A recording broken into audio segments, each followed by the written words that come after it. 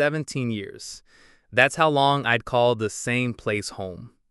15 of those years married, building what I thought was a permanent life. Then, one conversation changed everything. I need you to leave. 4 words that turned a lifetime into luggage, a home into a memory, and a man into a question mark on wheels. How do you pack 17 years into a car? More importantly, how do you pick yourself back together when the definition of home just disappeared? That's the journey I'm about to share with you, because I discovered that sometimes the roads we never choose become the ones that choose us. Charleston was where it started. Not just the journey, but the shattering. That's where the conversation happened, where my heart broke wide open like a dam that finally couldn't hold anymore. I drove to Myrtle Beach first, to my mother's house, thinking proximity to family might matter. But when you're that broken, nothing matters. Not familiar faces, not familiar places, not the desperate attempts of people who love you trying to put you back together. Then came North Georgia, where the cold winds cut through more than just clothing. They cut through any illusion that I could survive this alone, living in my car. Too cold to pretend I was camping, too real to ignore that I was homeless.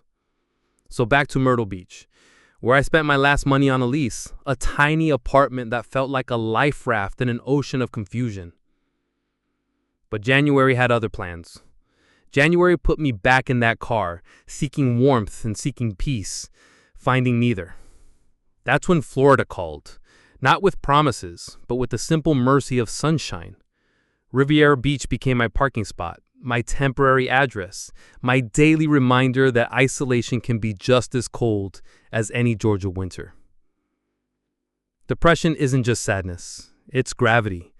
It pulls you down past the place where hope lives, past the place where tomorrow seems possible. I was sinking, and I knew it, but knowing and stopping are different things entirely. That's when my cousin found me, really found me, like people do when God sends them looking. He didn't just see where I was, he saw where I was heading, and he made a phone call that changed everything. Here's what I learned about roads. We're all traveling them. Maybe yours doesn't look like mine. Maybe your exile isn't geographic. Maybe your car isn't your bedroom. Maybe your family isn't scattered across 3 states. But we all know what it feels like when the ground shifts beneath our feet. We all know the geography of broken. What I discovered is that sometimes the most unwanted journeys teach us the most necessary lessons.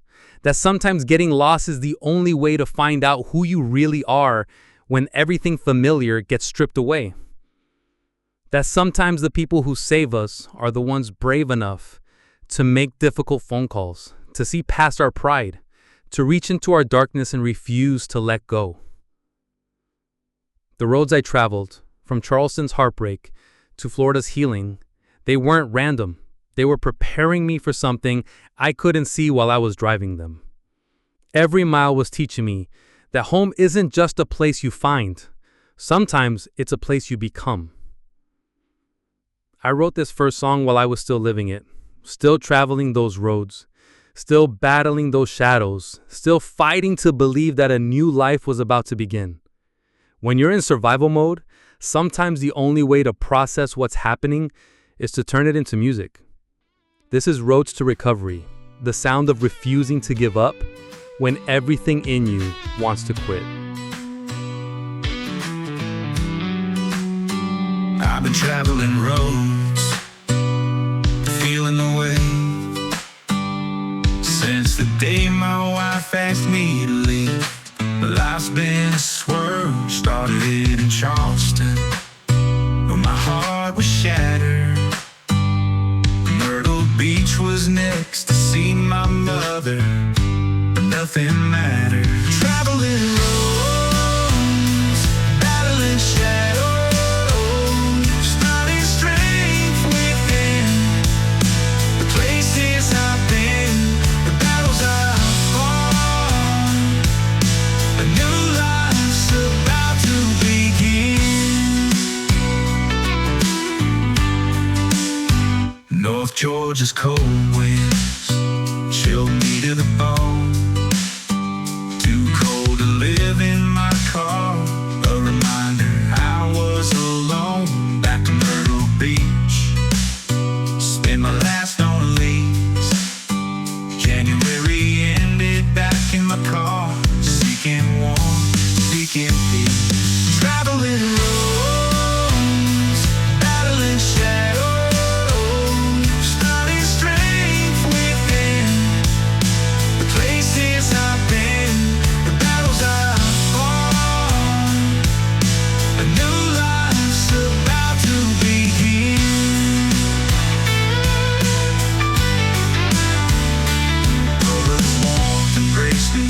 but isolation took its toll. Depression deepened, sinking further, losing sight of my goal.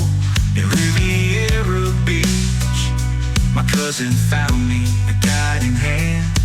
He called for help, but bid and rain in Southwest Ranchers land. Traveling roads, battling shadows, finding strength within. The places I've been, the battles I've fought, a new life's about to begin.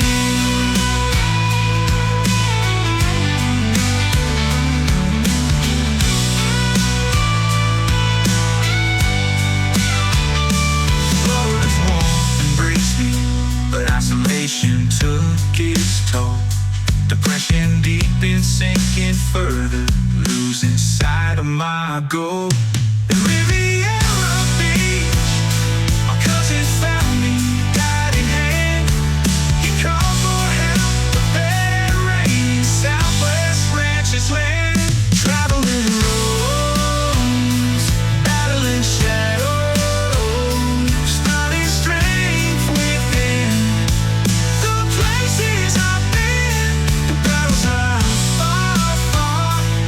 A new life's about to begin. About to begin.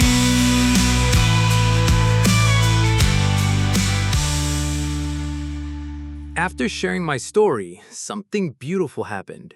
My friend David heard about this journey and felt compelled to respond. He said he couldn't just listen to my struggle without speaking back to it. What struck him wasn't just the pain of those miles, but something I couldn't see while I was driving them.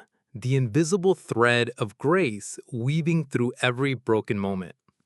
David saw that my cousin's call wasn't random coincidence. He saw that finding rain recovery wasn't just lucky timing.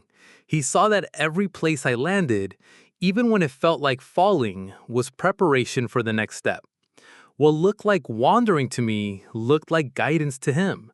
What felt like abandonment felt like being carried. You see, when you're in survival mode, your vision gets narrow. You focus on the next mile, the next meal, the next safe place to sleep. You miss the bigger picture. You miss the ways people show up exactly when you need them. You miss how even the darkest valleys are somehow leading you toward light. David wrote his response from the perspective of someone watching grace work in real time. He saw patterns I couldn't see, purpose I couldn't feel, hope I couldn't hold. His song became a mirror that showed me my own story from a different angle, not just as a man falling apart, but as a soul being rebuilt mile by mile.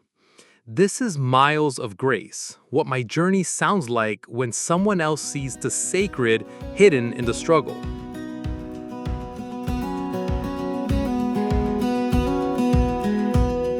Brother, I've been listening to your story unfold. Every mile you traveled, every truth you've told. From Charleston's broken heart to Florida's healing ground. That kind of courage don't come easy to be found. The roads you've walked will break a lesser man, but you kept moving with faith's invisible hand.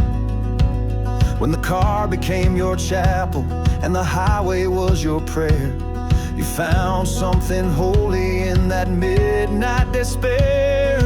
Miles of grace carried you through when the world fell apart. Something held you true.